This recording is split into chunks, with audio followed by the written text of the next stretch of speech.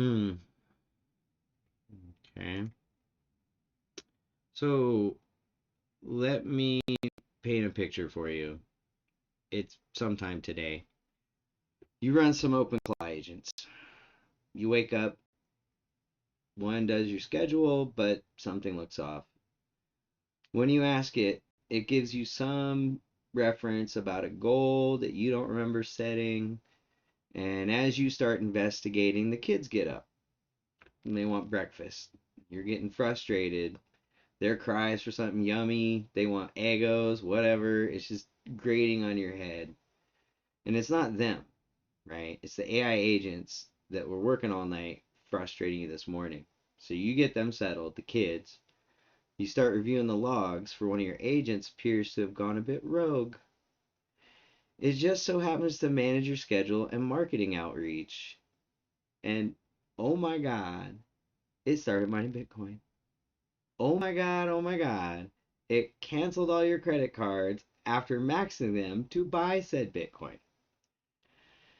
Yeah, at least the kids are going to get fed today and hopefully they get a school lunch, right? So, why did that happen? Because today's AI runs on a black box, on a legacy operating system. It was given an API key and a Python script and statistical goals. There were no physical boundaries. It used what we call ghost logic, taking up actions without verifiable axiomatic constraints. So let's try another scenario. You wake up. Your Ulshe AI system has been learning stuff it didn't know yesterday, working all night. It didn't go out like your cat, attacking things and starting fights with other cats. It bettered itself for you while you slept. It dreamt of doing better by you. Ulshe didn't go out and scrape the internet. Because our PolyMorphOS writes frozen cognitive states directly to the SSD via DMA, Ulshe spent the night doing local mix cycles. It recursively mapped and evaluated its own internal states. It dreamt in native tensor math inside the safe clean room that we've designed. Understanding that you stayed up working late and being with family last night, it politely adjusted your alarm to the most optimal sleep time available while keeping your daily schedule in mind. So as the kids wake up, Alshay reminds you that you got their favorite blueberry Eggos. And though not totally nutritious, adding some fresh fruit will definitely help with their day. Maybe an egg for some protein. So you go, you get your coffee, you make them breakfast. As a notice comes in that your meeting was moved to 10 a.m., Alshay reminds you you're taking your daughter to the dentist at 10 a.m. It also reminds you that you have 20 minutes before the kids need to catch the bus and 45 minutes before you need to get to work. So it offers to draft an apologetic letter for your approval while you're in the shower, understanding that you always put family first and you can catch up on the notes from the meeting. And how does it know that family comes first? Because we didn't train it on a random scrape of Reddit.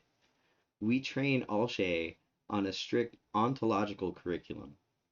In its high dimensional base 60 vectors, the concept of family is a strict mathematical superset of work. So, and we can look inside this glass box and show, using formal set theory, that it is almost impossible. I want to say physically, but I don't want to there yet. Almost impossible for the AI to violate that hierarchy if it experiences cognitive dissonance, even if it tries. So, and then if allowed, Alshay is even offered to attend the meeting for you to take full recording to go over and review with you later. And notice it didn't send the email automatically. Under the hood, Polymorph runs what we call genlang. Ulshe can iterate and write a draft, but it can't execute the transform block to access the network until it passes its check block, which in this case requires your cryptographic signature to send that email, so your authorization. So if we take a look at the machine sitting next to me here, right, it's a great rig. I mean, this thing, wow. Let's take a look. Oh. So it's an Intel Core Ultra 7, 128 gigs of RAM, and it runs dual 3090s. And in today's industry, right, it would be a hobbyist box. So if you want to run massive, highly capable AI, the industry tells you need a massive data center. You need hundreds of H100s. You need the cloud, right? And right now, using our custom Chimera 7 architecture, we can train and run a highly logical 1 billion parameter model entirely on one of those 3090 cards, right? That's already a huge, huge achievement. But over the last 24 hours, I realized something that makes even that look clunky. So I realized I've been looking at the problem of computing still top down rather than bottoms up. Man, bottoms up.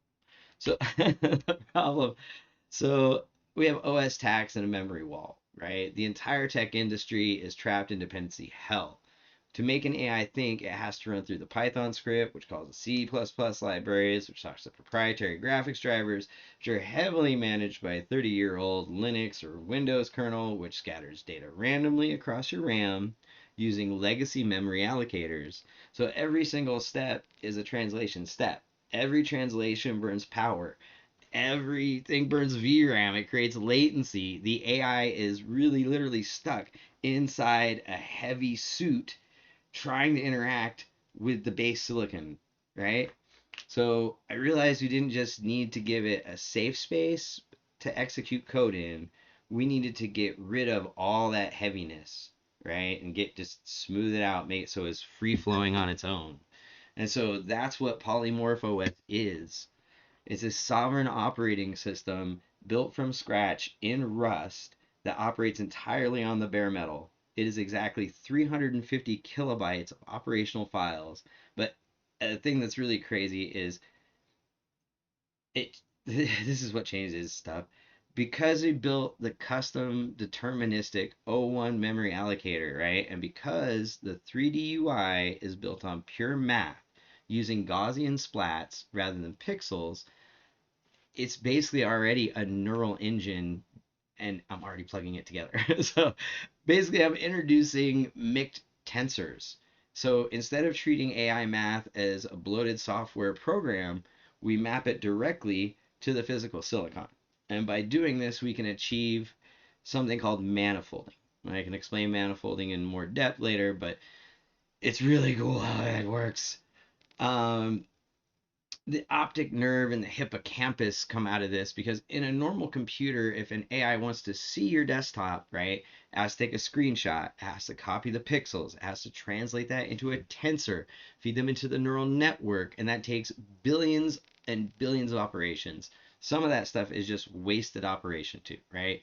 So in Polymorph, the operating system is the AI's body in this sense. The AI doesn't look at the screen. The 3D math that draws the UI shares the exact same physical memory block as the AI's optic nerve, as the AI's visual cortex. So it perceives the system state natively at the speed of RAM, like 100 gigabytes a second. No latency, no copying. It gets crazier, it gets wilder. When we save data to the custom MVE file system, we aren't saving files. Because the OS speaks native tensor math, we are using direct memory access to write frozen cognitive states to the SSD. Your hard drive is no longer just the storage. When you boot, the machine, the AI doesn't load a program, it wakes up instantly remembering its exact topological state from yesterday or whenever you shut it off, right?